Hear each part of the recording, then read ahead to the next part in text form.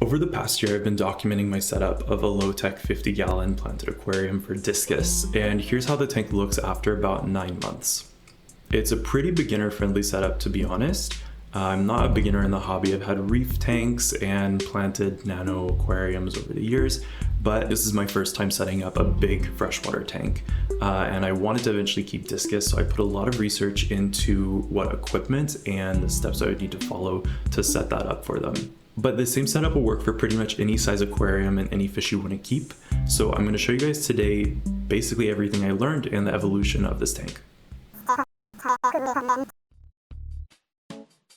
The tank that I went with is a Waterbox 3620, which is about 50 gallons or 200 liters. It's about the same footprint as an ADA 90P. It's basically the biggest tank that I could fit in my space. The first thing that I did was apply like a translucent privacy film for windows from Amazon to the back glass of the tank, just to give it a softer background. The one that I'm applying here was a little too translucent, and I ended up going with like a white privacy film that lets a little bit of light through, so you can't see the cords or the pipes behind the tank with the white one, whereas you could see a little bit through the translucent one, even though I prefer kind of a softer translucent background. The next step for me was adding the lights, which are 2 Aqua Illumination Prime freshwater LEDs. It's a mouthful. I could make a video about these all on their own because there's so much to say, but essentially I just wanted something that I could fully control the color spectrum and the daylight cycle, because I didn't know, okay, what color temperature I wanted to keep the tank, or yeah, like I wasn't totally comfortable with like a preset daylight cycle, which you can get on Amazon for much cheaper. There's also a lot of other lights that do the same thing that are newer and have maybe better apps, better control. But I just like the look of these, so that's what I ended up going with. For filtration, I went with the Oase Biomaster 350 Thermo external canister filter. I went with this because it's kind of an all-in-one. It eliminated the need for an inline heater because the heater is already in the canister filter. Also, there's a pre-filter on it that you can clean out. It catches basically all the debris that would otherwise build up in the canister filter. I went in to clean it after 6 months, and there was nothing built up in the rest of the canister, just from cleaning the pre-filter every 3 weeks when the flow starts to get affected. For my lily pipes, my intake and return pipes, I wanted something that was pretty much clear, but I was also very afraid of glass because I saw so many horror stories of people cutting their hands on glass lily pipes and getting nasty infections. So I didn't want to risk it. I went with the Aquarium Neo Flow pipes. They've honestly been pretty good. Also, another thing to talk about all on its own, I'll spare you. Once I had these, I could finally glue the wood into the aquarium. I had been looking for 3 months, the first 3 months I was setting up this tank, for the perfect piece of wood. It was very stressful because I had something in mind, and I ended up finding almost exactly what I had in mind. And I siliconed this to the bottom glass of the tank at a few points. So now that all the equipment was set up, the next step was filling the aquarium, and I started by adding the substrate, which I decided to go with ADA Amazonia version 2 aqua soil. There's a lot of nuances between the versions and it's changed over time. Basically, this one, the color, it's kind of a dark chocolatey brown, very similar to the eucalyptus wood that I added, and that's what I wanted. I didn't want a large contrast between the wood and the substrate. And I only used a 9-liter bag for the tank because I wanted to maximize the water volume and the swim space eventually for the fish. I did buy a second bag but ended up not using it. I found that just 1 inch of substrate in the foreground was plenty for the carpeting plant that I was going to use, which is not a very extensive root system. And I sloped everything up behind the wood in the back where I was going to plant larger plants with more extensive roots, and it ended up working out all right in the end. Finally came the day to fill the tank. My local fish store received my order of Tropica tissue culture cups. I had ordered 8 cups of Helanthium tenellum, which is pygmy chainsword, for the foreground for most of the tank, and 2 cups of Helanthium quadricostatus, which grows the same way, but it grows to about 20 centimeters tall, so it's good for mid-ground background. So to plant all this, I wet the substrate and filled it with a little bit of water, honestly a bit too much.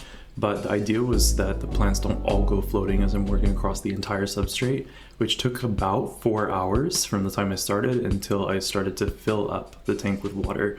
Usually you would pour into a shower screen to prevent the water from disturbing the substrate and the plants, but I just poured super carefully onto the wood that was siliconed in place, and that kind of broke up the flow of the water, and it didn't end up disturbing any of the plants or sending anything flying. Eventually I did DIY a shower screen just so I could fill the rest of the tank with a bucket and a pump. So I left the pump running, the dust settled after a few days, and finally my last plant arrived, which is Echinodorus uruguayensis. This is a species of Echinodorus with long strap-like leaves that really kind of look like Helanthium. So I wanted to keep the same like leaf shape throughout the whole aquascape, basically as if it's different sizes of the same plant. The problem is this plant just didn't want to grow. I had 5 individual plants, all of them behaved exactly the same. They transitioned super quick to their water leaves, and then they got smaller and smaller. They were making lots of new leaves, but even with root tabs, with fertilizing the water column, increasing the light, decreasing the light, changing the temperature, they just didn't want to grow into the form that they're supposed to.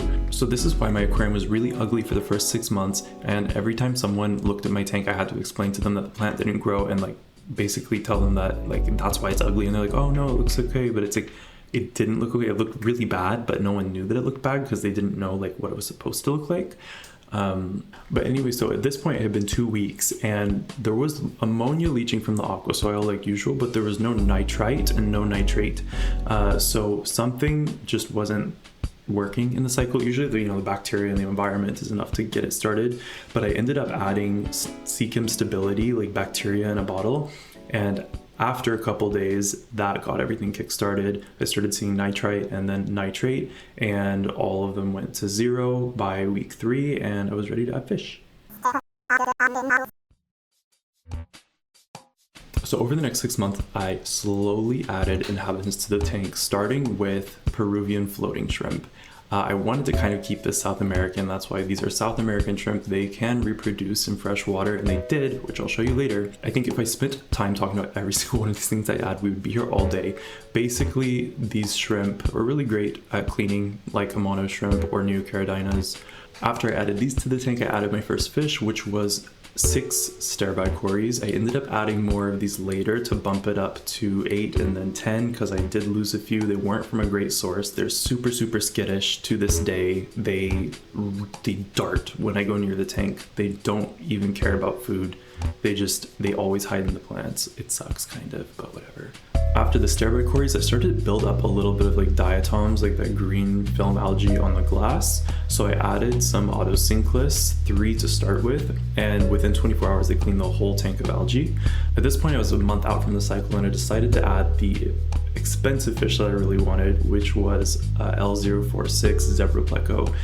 I wanted a male-female pair so that they could have offspring, but I ended up getting 2 males just because I didn't know at the time how to identify them. These guys stay in their caves all day. They do not come out. It's totally normal. If they're out and about, then you know something's wrong. They don't come out to eat. They're pretty much nocturnal, but I've also never seen them outside at night. So they took up residence inside of the driftwood and under the driftwood. I had them for about 2 weeks, at which point one of them I found dried up on the floor the next day. I had a lid for the tank that I hadn't put together yet, so I went ahead and put that together because I was very frustrated at losing one of these fish. This lid ended up being the worst thing that I've ever put together. I did such a good job building it, by the way, and measuring and putting it together. It's just, honestly, it looks all right, but this is the worst quality lid ever. I would never purchase this again. I would never recommend anyone to purchase the DIY lid from Waterbox unless you're planning on getting a custom lid and this is just a temporary solution.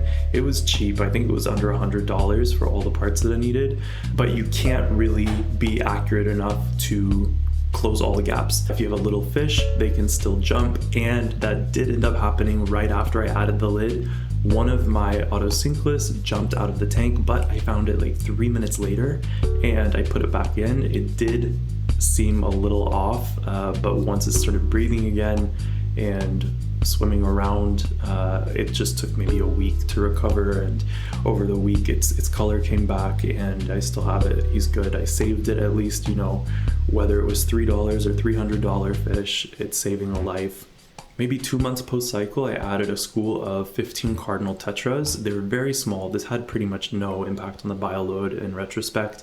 I wanted to go slowly. I ended up adding more later. About 3 months out from the cycle, I added another group of fish, a couple more Echinodorus to round up my school to 10. As I mentioned earlier, I added 5 Paradosynclus epilei, which are peppermint autos. They're kind of similar to bumblebee autos. I actually ended up losing some of the peppermint autos just because they weren't eating. They're very tricky fish to get to eat from what I've read. And I lost 4 of the 5. I went and added 4 more back to replace those, and I'm down to 3 in the end, which I'm okay with having 3. I just felt really bad that one was all alone, but they should technically be in a bigger school. And then I also added 2 German blue rams. The reason being I wanted to test out a very sensitive cichlid in the tank before adding Discus later, and make sure that my tank was hospitable for, you know, months before getting the fish that I really wanted.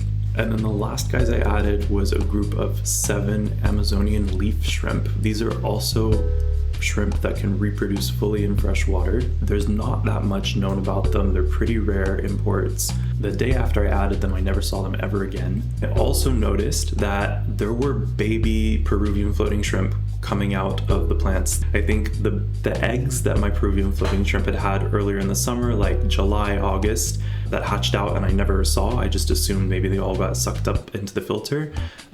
They were just silently growing in the plants. I don't know how many there are. I saw 2, which probably means there's a lot more. So at this point, it had been about 8 months since I filled the tank, and it was still looking some type of way. The problem was that the Echinodorus urgacis never grew. It made new leaves, but they never got larger. They actually were getting smaller and smaller. I'd given it everything, and at this point I'd given up. I just wanted to see the tank how it was supposed to look in my mind. So I went to my local fish store, and luckily they had an Echinodorus in stock that I really wanted. It was called the ruffle sword, so it gets really big. It has the potential to make big leaves. The leaves aren't too wide like a lot of Echinodorus. The ruffle effect kind of adds some texture. So after planting these, this is the shape that I wanted the tank to have. It still has a bit of a way to grow. This entire time I had been waiting to add Discus because I wanted there to be sufficient plant cover, like tall leaves from an Echinodorus, that will make the fish feel more secure before adding my Discus to the tank. The tank had been established for 8 months, everything was going well, so I decided I was going to find a local breeder, and luckily I found one with a pair of red covered Discus available for sale. They're a confirmed pair. They had laid eggs a couple weeks before I bought them. The eggs hatched, but they haven't laid eggs since then, probably just because of the transition, and my tank is not optimal water conditions for breeding. It's very high pH, so even if they laid eggs, they would probably all calcify. When I first added the Discus, I honestly felt really bad because they looked huge to me in the tank. At the breeder, I didn't think that they were that big. They were some of the bigger fish that the breeder had, but that's not what I was going for. I was going for, honestly, smaller fish because I know that my tank is limited in size. So for a while, I felt like, oh my god, I put these guys in prison. I don't think it's so bad because, you know, they were in a 35-gallon breeder tank before. Yeah, the water volume was a lot higher because it was shared between the whole system, but just in the amount of swimming space they had, I wish that they had more. However, I was really used to looking at my little tiny rams in comparison, and my cardinals and all these, you know, nano-sized fish that I had put in the tank. Over time, I got used to their size, and I think that it's a perfect size for them. Strangely, immediately after adding the Discus, it's the first time ever that I've seen my zebra pleco come out of his cave. He was out exploring on top of the log during the day. I don't think that he was too interested in the Discus. Some people have issues with, you know, plecos that want to eat Discus slime, or autosynclus that want to eat Discus slime. My autos also are not interested in the Discus. They're a bit afraid of them. So far so good. It's been 2 months and no problems. And the final piece of equipment arrived in December. It was a custom lid from Clearview Lids that I'll make an entire video about, maybe separately. But it was custom cut to accommodate my pipes, my lights, to add like a feeding door, and to have a cover over it so that I could stop evaporation from the tank. Before, I was losing probably 5 gallons of water a week, maybe 10% of the water volume. At night, my tank temperature would dip down 1 or 2 degrees Celsius, which I thought is not such a big deal, but after stabilizing the temperature and seeing how much more comfortable my rams became with a stable like 28 degrees Celsius day and night, for sure it makes a big difference for the livestock. And I'm also not losing 5 gallons a week. I'm losing maybe 1 gallon a week through the evaporation from the feeding door that I left open just for gas exchange. This new custom lid preserves the look of a rimless tank because it's clear, you don't see it from far away. So I was very happy about the aesthetics. So this was the tank after 10 months in December of 2025. I was happy with the almost final product. I know there's still some growing to do for the plants and some adjustment, but overall it's kind of the shape that I was going for. It's the stocking that I was going for. Everything's pretty stable. I don't even find that the 2 Discus are high bioload for the tank. I think I still have some room to stock, although I don't really have any plans to stock more. My nitrates are always below 20 part per million. They're usually hovering around 10 part per million, which is maybe a little low for the plants. But I find that not much has changed in terms of tank maintenance after adding the Discus. After these 9 months, I'm happy enough with how it turned out to want to share it for anyone who wants to copy the style for whatever size tank that they're setting up or whatever fish they're hoping to keep.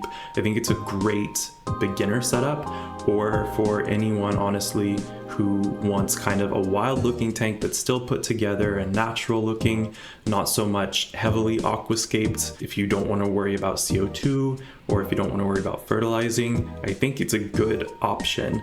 So that's all for now. I'm going to continue posting updates on the tank as it evolves, but if there's something you want to hear about in the meanwhile, let me know in the comments. And yeah, this feels like ending a Teams meeting. Okay.